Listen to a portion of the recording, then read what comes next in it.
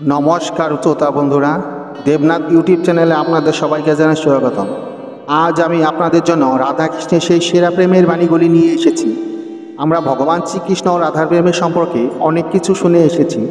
ভালোবাসার সঠিক অর্থ কী তা ভগবান শ্রীকৃষ্ণ রাধার প্রেমের মধ্যে দিয়ে বুঝিয়েছিল। এই জগতে পবিত্র প্রেম বলতে কি তা ভগবান শ্রীকৃষ্ণ ও রাধার প্রেমের দ্বারা বুঝতে পারি। তাই চলুন দেখে নেওয়া যাক সেই রাধাকৃষ্ণের সেরা প্রেমের বাণীগুলি। ভগবান শ্রীকৃষ্ণ বলেছেন, অন্য কাউকে ভালোবাসতে হলে তার প্রথমে আমাদের নিজেকে ভালোবাসতে হবে, তারপরই তুমি অন্যকে ভালোবাসতে পারবে। তোমার নিজেকে ভালোবাসা অন্যদের ভালোবাসার তুলনায় অনেক বেশি শ্রেষ্ঠ।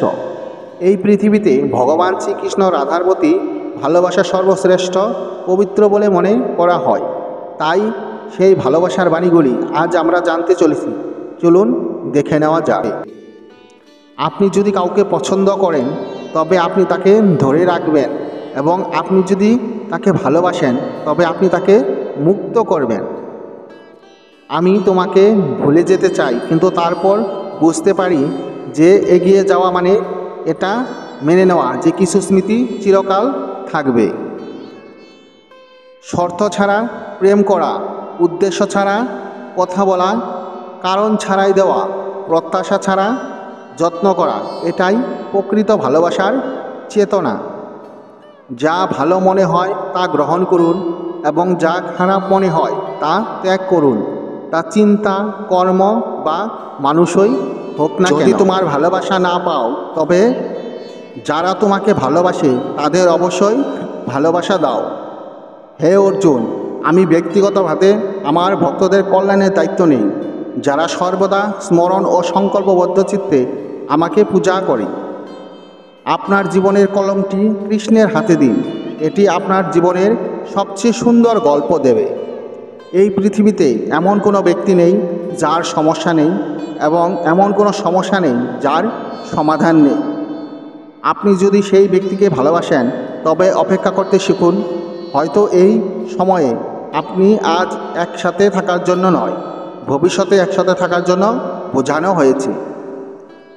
আপনি আমাকে জয় করতে পারেন একমাত্র উপায় অনির্দিষ্ট ভালোবাসার মাধ্যমে, এবং সেখানে আমি আনন্দের সাথে জয়ী। রাধে আমার আত্মা, সে সর্বদা আমার পবিত্র আগুন হিসেবে রয়ে গেছে, এবং আমি তার জন্য একই রয়েছি। যদি আপনি সব কিছু হারিয়ে ফেলুন তবুও আপনার সাথে কৃষ্ণ আছেন, এবং এটি আবার শুরু করার জন্য যথেষ্ট। এই পৃথিবীতে দেখার মতো অনেক সুন্দর জায়গা আছে, কিন্তু সবচেয়ে সুন্দর জায়গা হলো চোখ বন্ধ করে ভিতরে তাকানো। লক্ষ্য অর্জনের জন্য যারা দিনরাত পরিশ্রম করে তারা পথে আসা সমস্ত বিপদকে অতিক্রম করে। আমার উদ্বেগ হলো কৃষ্ণ আমাকে পক্ষে আছে কিনা তা নয়, এবং আমার সবচেয়ে বড় উদ্বেগ হলো কৃষ্ণর পক্ষে থাকা, কারণ কৃষ্ণ সর্বদাই সঠিক।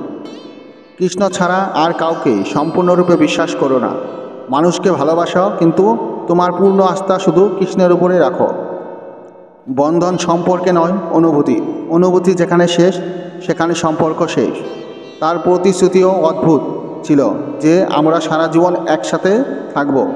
আমরা জিজ্ঞাসাও করিনি প্রেমের সাথে নাকি স্মৃতি। প্রেম যদি পরিপূর্ণ হয় তবে শ্রীরামের মতো হও, আর অসম্পূর্ণ থাকলে রাধা শ্যামের মতো। ভালোবাসা যদি দৃঢ় হয় তবে বিবাদ যতই গভীর হোক না কেন সম্পর্ক রয়ে যাবে। আশা করি শ্রীকৃষ্ণের এই ভালোবাসার বাণীগুলি আপনাদের ভালো লেগেছে।